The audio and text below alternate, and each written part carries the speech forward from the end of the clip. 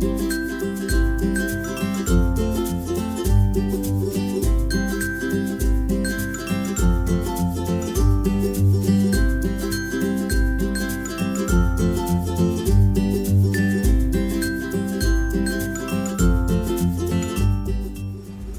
everyone, I'm Douglas E. Welch and welcome back to another episode of In the Garden for A Gardener's Notebook. For more information, you can always visit the website, douglasewelch.com.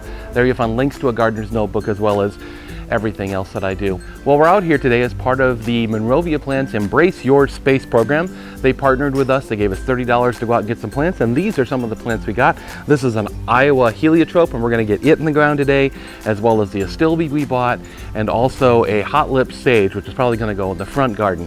If you want to learn more about Monrovia plants, there's a link in the blog post, also in the description of this video. douglasewelch.com/embrace take you right to their website. You can check out everything that they have. So as I said, the first thing we're going to do is get this heliotrope in the ground. This is our rose bed. The roses don't quite get enough sun, unfortunately.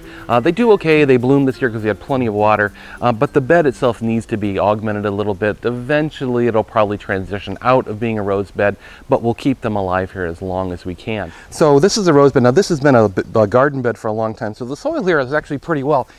Basically I'm just kind of turning it over, breaking it up, and pulling out any tree roots because they do get in here. We have a lot of mature trees on the property, and so the roots do get in here quite frequently. So it's good just to kind of give the plant some breathing space, but I'm really liking the way this is looking right now. I'm easily able to turn that over and everything. So let's get this in the ground. Just make us a nice hole here, get things. As always, you want to plant plants from the nursery in the same depth they were in the pot. So here's our heliotrope. We're gonna squeeze them out a little bit and knock them out. Oh, look at that, nice and damp. I actually watered these yesterday to make sure they were okay for planting today. And let's see here if we, how's that look? Yeah, not too bad. Heel them in there. That'll be just about the right height. The thing that struck me about this heliotrope, which I'd heard the name heliotrope, I really wasn't that familiar with the plant, but boy, the fragrance of this thing is just amazing. It'll knock you down, and I think it's going to be a great addition here to the scents in our garden. We get orange blossom smells from the neighbor's yard, we get our roses, we get jasmine and stuff like that, but this will be a nice addition for sure. So here we are in our second place. This is going to be our astilbes. Now this is in a woodland garden. You kind of see it's very, very dappled shade because mature trees all the way around it. Looks like a little piece out in the forest, even though we're in the middle of the city. It's a tough growing environment. Lots of tree roots in here, kind of dry shade. We are going to have to supplement the watering for these to get them started, but because they are shade tolerant plants, this is definitely a good spot for them, and hopefully green up this area a little bit. That's my common refrain. You always hear me saying that about greening up stuff because it just looks a little brown back here, especially during the summer months. So it's a hope that we can get things greened up a little bit. Now I was actually surprised. I dug in here, and while this hole here has some tree roots in it, there was nothing like what I imagined it was going to be. And actually a little further down, it actually looks great. There's a little stone there. It turned over very easily. So I think we're going to be okay here. They won't have too much competition in these holes, and the soil is nice and friable. So we have a white and a red astilbe. So let's see. Let's put the red one in first. Why not? Just random chance there. Grab some of these more tree roots out of here a little bit. So here's our red astilbe from Monrovia. Actually has some flowers on it already there. We're gonna, again, squeeze it out, knock it out of its pot. Very healthy. Roots go all the way to the bottom, but not really root bound at all. Just really healthy roots. Gotta say, most of the plants, if not all the plants I get from Monrovia, are pretty darn healthy in their pots. I know it's up to the nursery owners to care for them once we get there, but looks like they had a really good start with these. So set that in the hole. Again, looks like we got our depth pretty well there.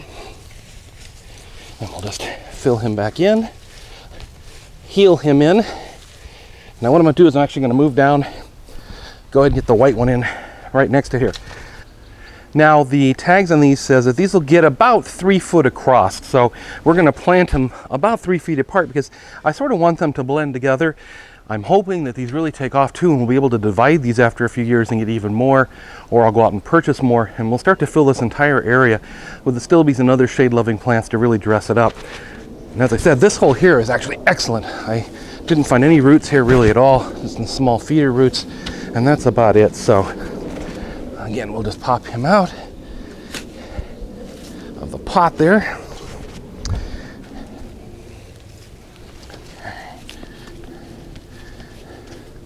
Now he's not quite as big, still looks really healthy, but just not quite as robust. Could be a difference in the variety too.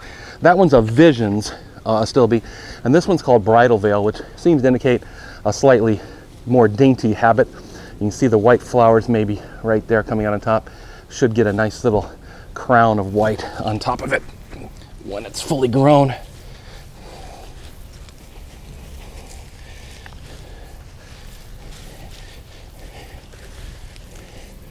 Now I will say the one thing about this woodland part of the garden here is it gets lots of leaf drop and other organic matter. So the soil is actually pretty decent. It kind of composts in place out here. We don't really rake it up that often.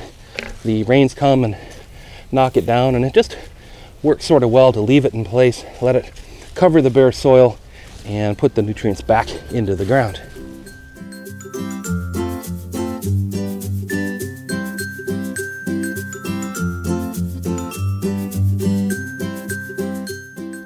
And so we're sure that we can give these some extra watering. I'm going to rearrange our soaker hose out here to encircle these plants directly, make sure that they get plenty of water to establish them. Again, the tag says you want to water them pretty well in their first year. This soaker hose runs quite regularly. It's on a mechanical timer that we set off each day, but it should be pretty good, and make sure the water goes directly into these plants. I'll water them in once I get done planting today.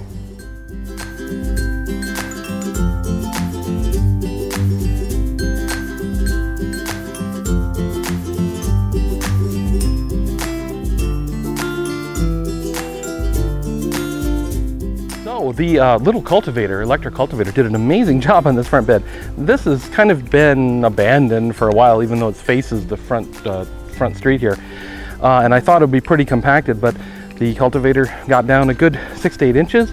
We're going to actually amend it with some garden soil just to make sure that it's got a little more life to it, give it a little more friability to the soil. This is a sage, so it wants to be free draining, and so it's a good idea to add some soil, mix it in a little bit, just to make sure that the water doesn't stand and rot the roots.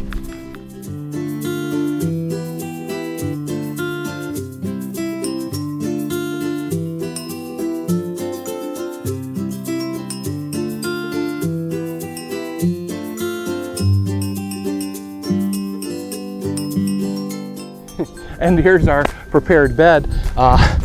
Since we used a cultivator, I'd be able just to dig down with my hand. This is good to mix some of this top dressing soil down into the soil that's there. Get down there with my hand. And this looks pretty free draining down in here. Let's see, get our sage here. Now this is not sunny right now, but for most of the day, this is one of the sunnier parts of the garden. Again, good roots, not root bound. Just squeeze them apart a little bit. I've got to go a little bit deeper on those, I think. Okay, hold on. So there we go. I think I got it deep enough now.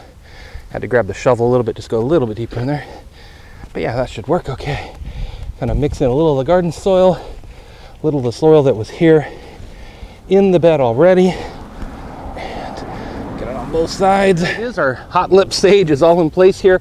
I'll water this in a little bit too. Now, this is water wise. It shouldn't require a lot of water. We have a soaker hose in here, which we run to give this area, hopefully just enough water to help them out, but not rot the roots or anything like that. It's not sunny here right now, but most of the day this gets full direct sun, and I'm thinking this sage should be really happy here between our two little pine trees, and it gives me some ideas for retrofitting the rest of this bed. We have some more lavender down the way, but grass can take over here during our rainy months, which it has.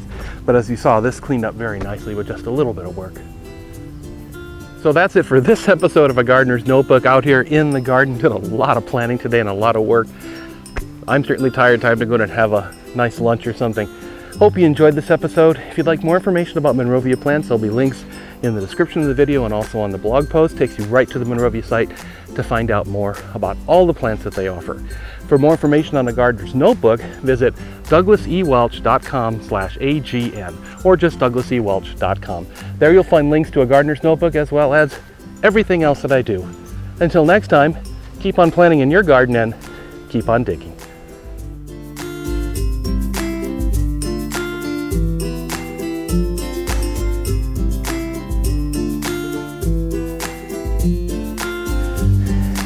There we go. Oh, he's gonna run off.